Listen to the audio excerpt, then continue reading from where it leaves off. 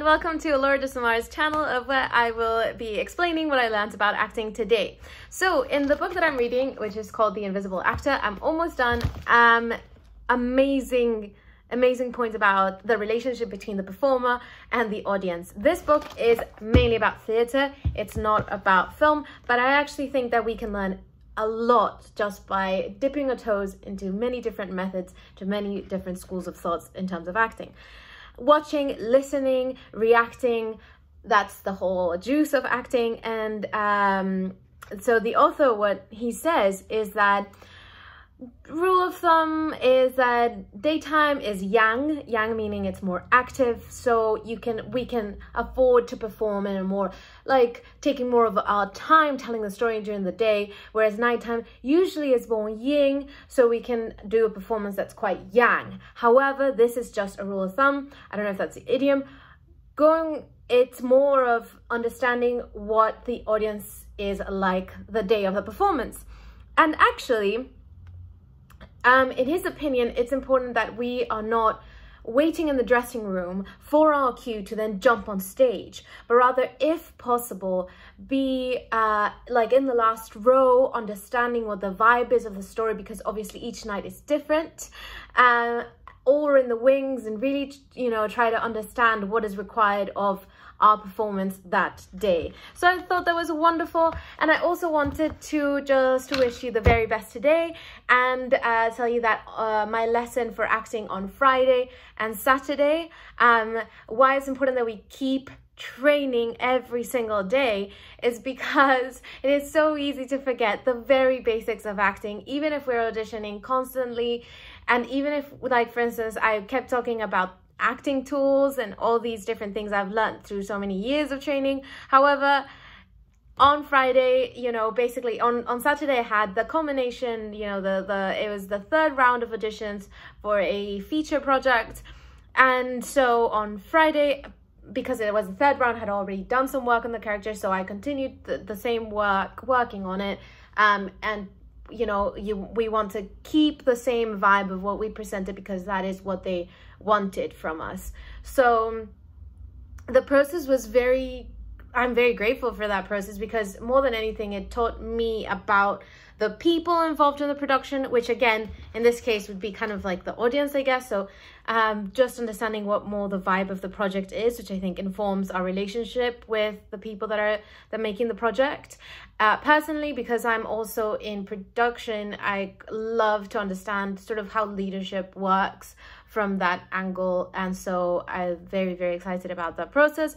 What I learned on Friday, which I think could be helpful for us to remind ourselves again, it actually went back to the very first lesson I ever learned in acting.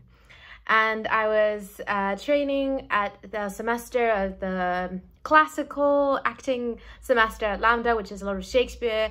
And one of the first lessons I was taught is to not perform for yourself. Sometimes we want to feel like we're very, very sure that we have the emotional depth, and we have tapped into the emotion of the character, and then truthfully we're portraying it for the audience.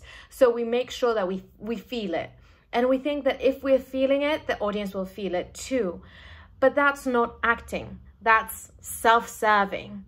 And the whole point of acting, that it's storytelling, it's for someone else, right? So the whole point is that we trust that we do have that emotional, that we have tapped into the real emotions, and we can just tell the story, for the audience.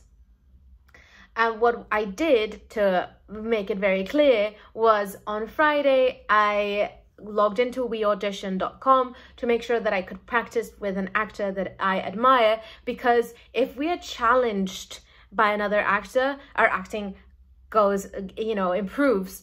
One rule I have for myself is always read my scene with another actor. Why do I do this?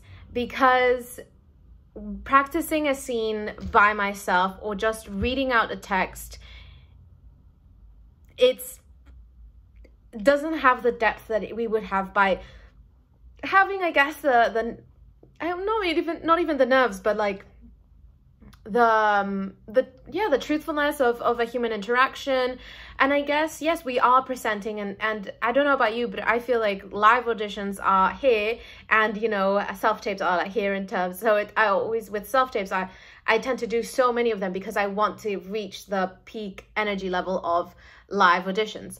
Having said that, so I logged into WeAudition and I saw this actress that I worked before, which who I really like working with. Her name is Ingrid, and she's phenomenal if you want some coaching for auditions.